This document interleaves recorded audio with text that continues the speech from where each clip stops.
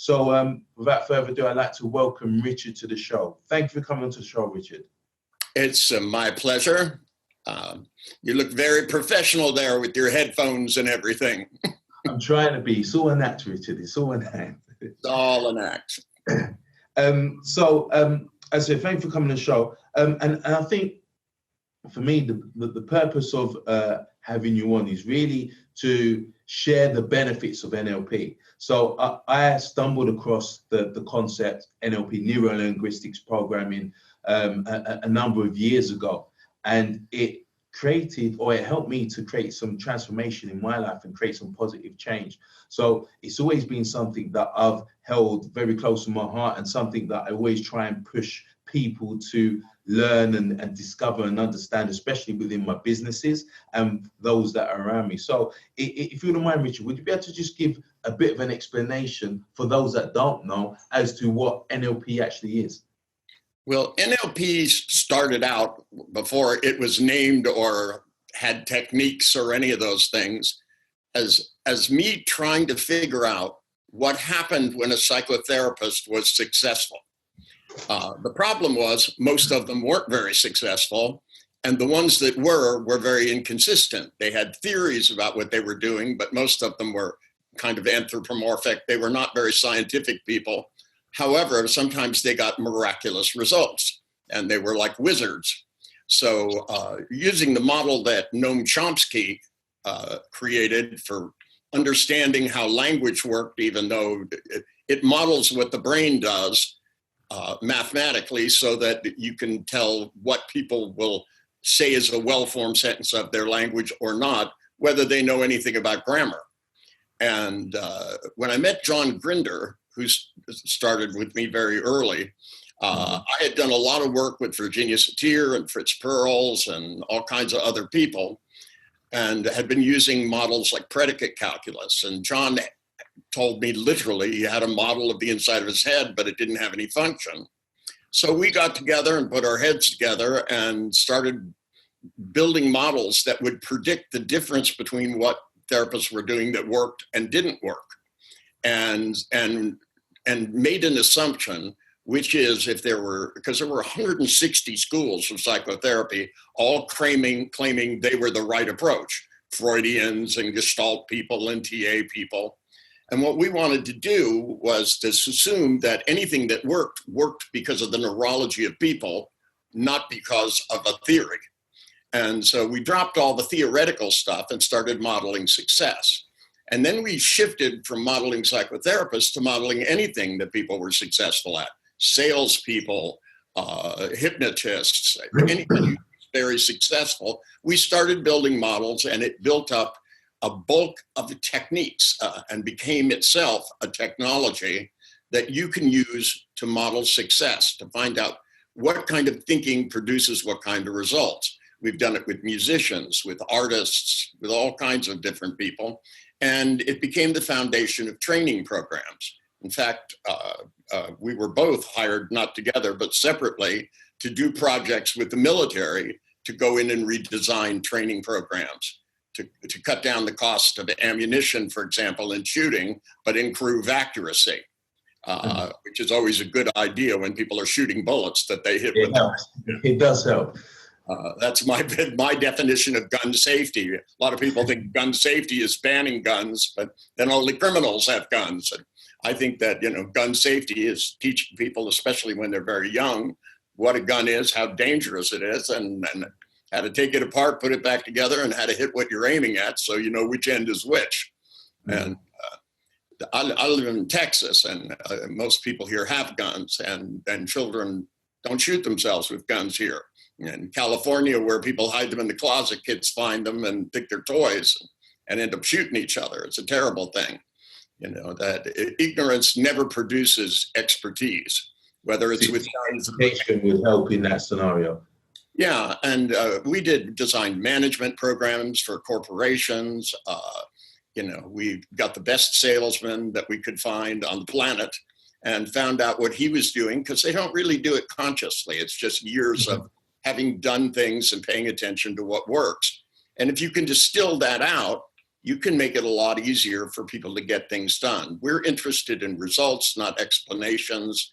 So, somebody can come in with a terrible phobia and be absolutely freaked out about spiders. 20 minutes later, they're holding a tarantula, and we can't explain why any other way other than how people learn neurologically.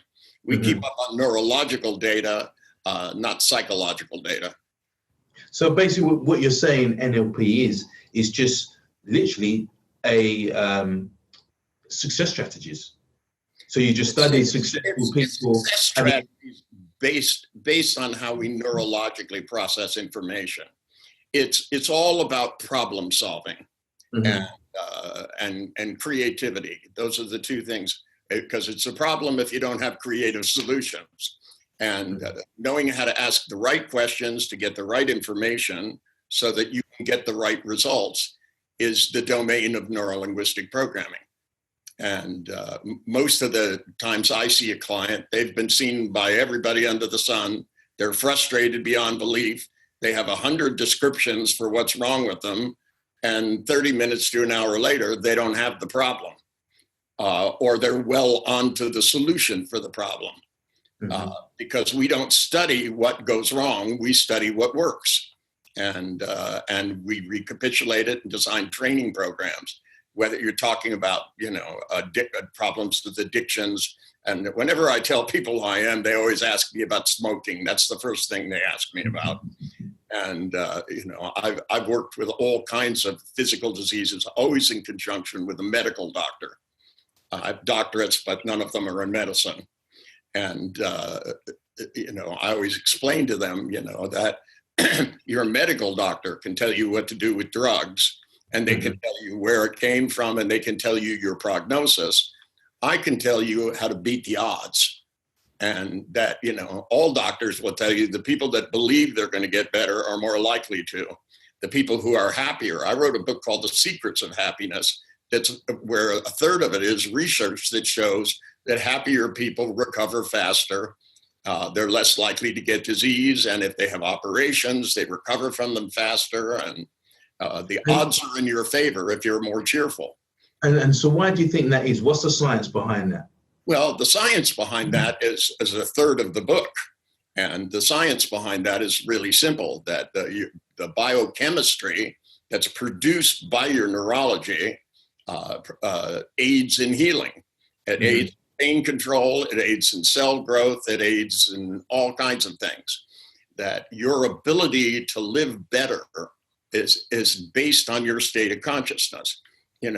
Depressed people, and I've seen a lot of depressives over the years. After years of taking antidepressives and all these drugs and all that stuff, when I get a doctor to take them off of drugs and start teaching them to change the way they think so that they stop thinking depressing things and start thinking optimistic things, it changes their biochemistry and they start to feel better. It doesn't happen overnight, but it does happen. And a little bit goes a long way with people.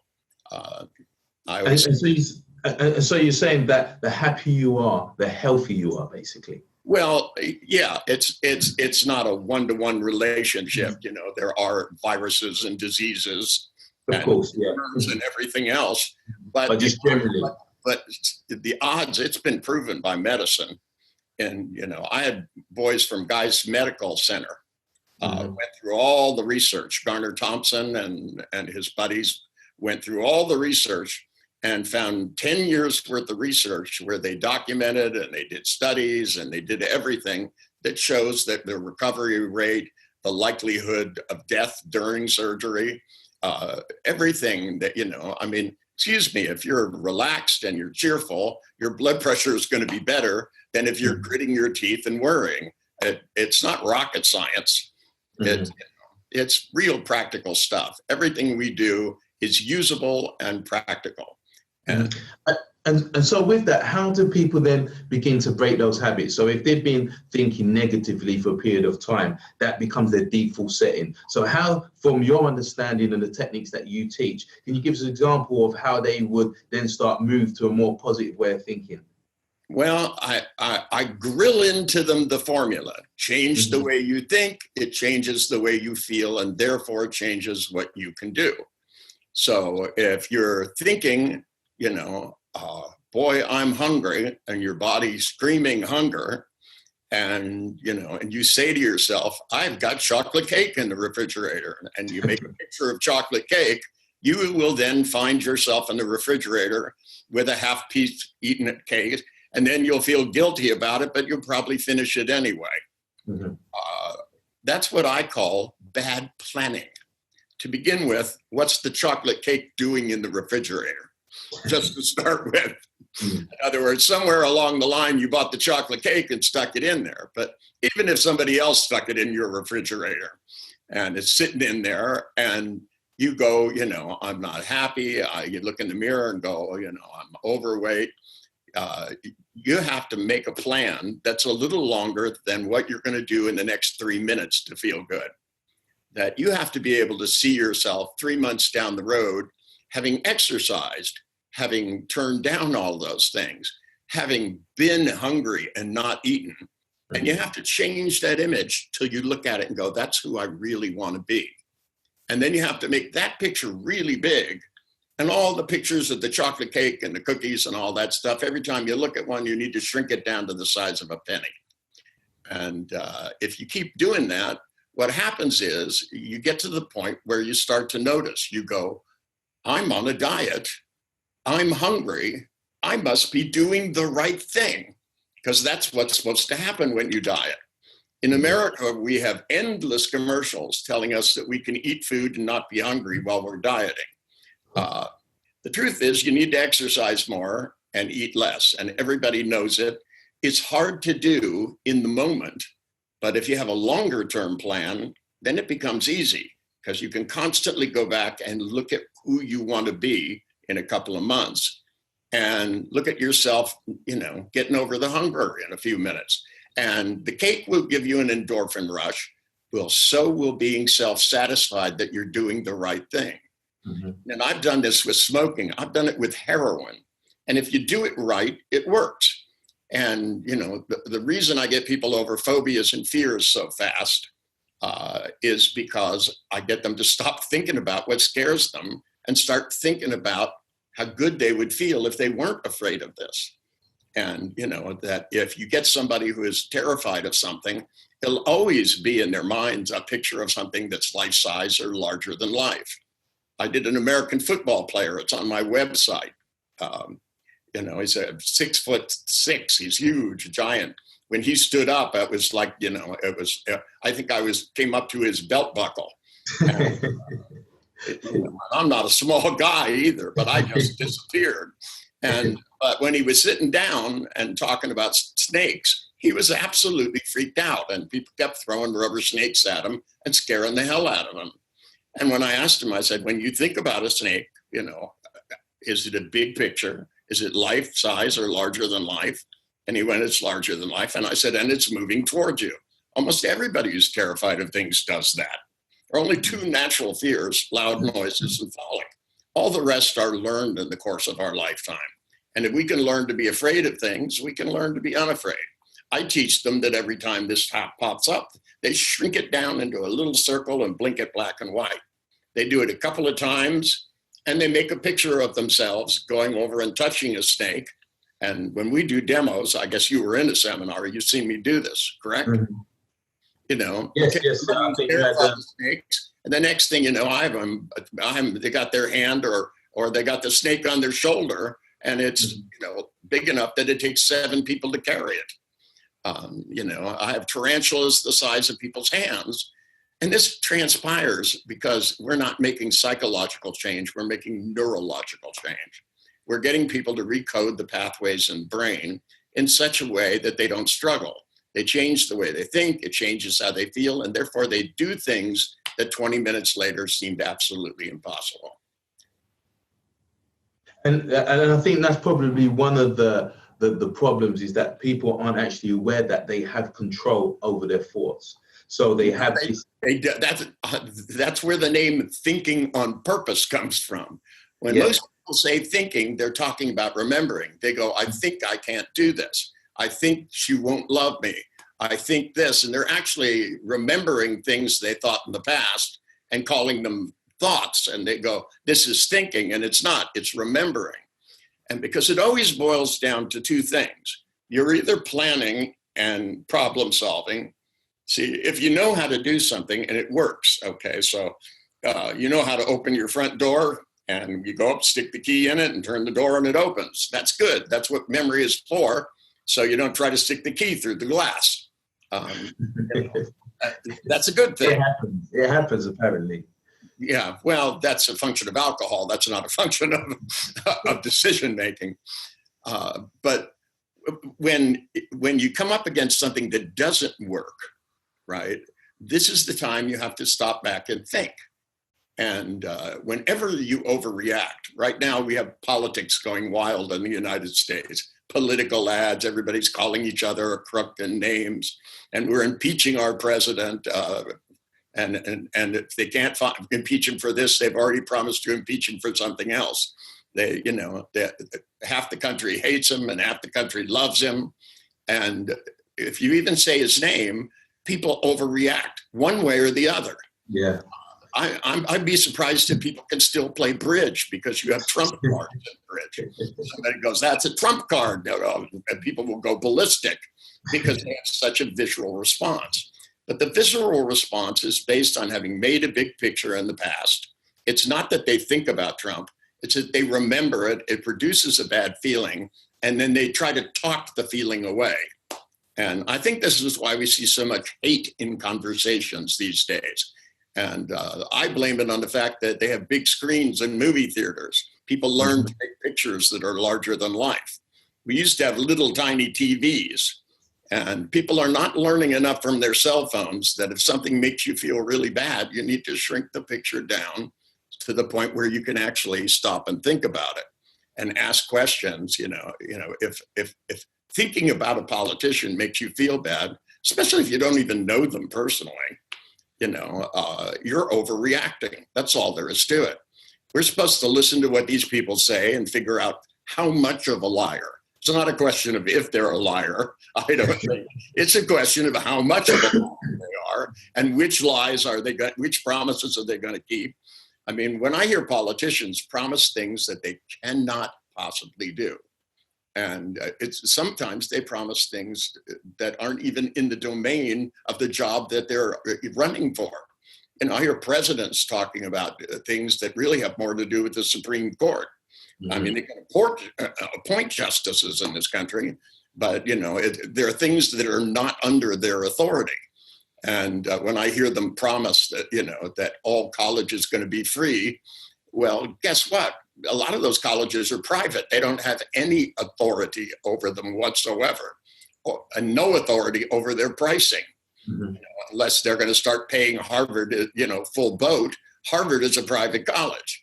And, they say things because people will go, oh, I want that.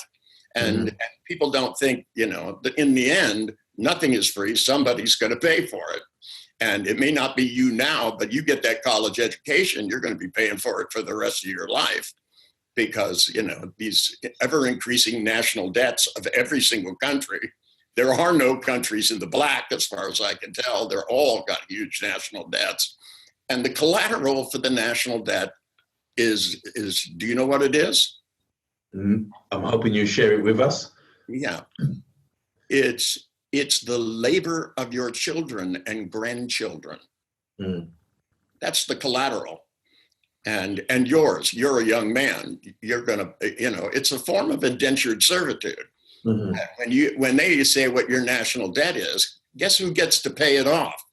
The interest on that loan alone comes out of your taxes and isn't paying for hospitals and isn't paying for things. The reason they keep raising our taxes rather than expanding our economies, which is a much better way of paying off debts, but they do this so that we won't feel it today. As in most people, it's like that chocolate cake. You don't think that one piece is going to make you fat, but cumulatively it adds up. So people have to learn to think longer down the road. And when I teach people, especially drug addicts, to not think about what will happen when they take the drugs, but when they think about taking it over and over and over and over and over again, losing everything. I had a musician as a client who was worth $400 million, and his manager dragged him in, and he was taking more drugs at the same time than I could even imagine. He was literally mixing together cocaine, heroin, and PCP as if one of those wasn't too much. Shooting it in, that is with a hypodermic needle, into his penis. Okay. Now, if your brain doesn't look at sharp needle penis and think this is a bad idea, you're not making good decisions. And so I asked him, I said, when you think about doing this, what do you do? And he goes, well, I know that, it'll hurt for a minute, but he goes, then I'll get this big long rush and I'll feel really good. Mm-hmm. And then I took the movie and I started running it over and over and over again until we got to the point where his penis had gangrene, and and he wasn't showing up for band practice, and he got kicked out of the band, and his wife divorced him and took the house, kids, and all the money. And the next thing you know, he's stumbling down an alley somewhere, falls over, and shaken with withdrawal, and some guy comes out and pisses on him. And then I pushed it across the table and said, "Do you feel like taking it now?" And, his movie wasn't long enough, and it was the wrong movie. The movie was all about going down the bad road. He needed to have a movie that showed him that he could control himself. Mm-hmm. That, it's not the drugs that make you feel good, it's your body's response to them. I hypnotized him and made him feel really good for a few minutes. And then I said, see, your neurology can do that. You just have to think the right thoughts. Now that you've done it once without drugs, the question is, how can you change your thinking so you can feel better without drugs than you do with them? So that instead of giving up the search for feeling good, with horrible sobriety and whining every day, I had one of the heads of AA come in on his just before his 50th wedding anniversary and told me, he said he was an alcoholic and that he hadn't had a drink in 47 years or something. And I said, well, you're not very good at being an alcoholic. And he said, well, he said, in AA, we have all these rules. And I said, what do you want from me? And he said, well, I would like to know on my 50th wedding anniversary, I could have a glass of champagne with my wife and not become a total drunk. And I said, okay. And literally did it with him. I made it so that, because he had a huge belief that said, if he had a little alcohol, he would want more. And, I said, you could have a little alcohol and want more of your wife instead of more alcohol. That's another choice. I said, after 50 years, you should be very certain that you can control this. And, it should lead to certainty, not doubt. In the end, AA has gotten a lot of people to stop drinking. Now, we need something to get them to stop whining about it so they know when you're done. Mm-hmm. Because within that time, without getting too much into the science of it, I would have presumed that you would have had totally different neurological pathways. So you would have formed completely different belief systems. However, the label that you still govern yourself with, being an alcoholic, that's kind of anchoring you still within that place. Would you say that's correct? Well, yeah, till they've been well through the 12 steps. If that's the approach you use to quitting to drinking, it's not always what I use with people. But, I've had a lot of people that got off of drugs and got off of alcohol from these programs. They've helped a lot of people. And they do that by providing them a support system. And the support system, they all get up and say, I am an alcoholic. But having a belief that if for some reason you were to have a drink, you would not have control. And I had some very severe alcoholics over the years. And what I had to get them to do is to understand that if there's a drink, you have to reach out, pick it up, and put it in your mouth. And if you don't have the control to choose, then you are out of control. And then AA is the best place where you need somebody to watch over you at all times. You need to be in a rehab center so that you at least can get started till you get enough control over your mind that you choose what you put in your mouth, whether it's cigarettes, food, all of those things. That if you're not planning and thinking on purpose and making decisions and knowing the difference between good decisions and bad decisions, they look different, they feel different, and they sound different in your mind. And yet most people still make the same mistakes. They con themselves. They go, oh, one drink won't hurt. Well, if you don't have control of yourself, one drink's all it takes to get started again. But then if you're sitting around with a lot of people giving you bad post-hypnotic suggestions, which is that you can never drink again or you'll become a total alcoholic, that's not the best post-hypnotic suggestion. To me, I try to get people to give themselves their own post-hypnotic suggestions by planning. This is what the brain does exquisitely. It makes plans, and if you keep the plans in mind in the right way, some of our plans work and some don't.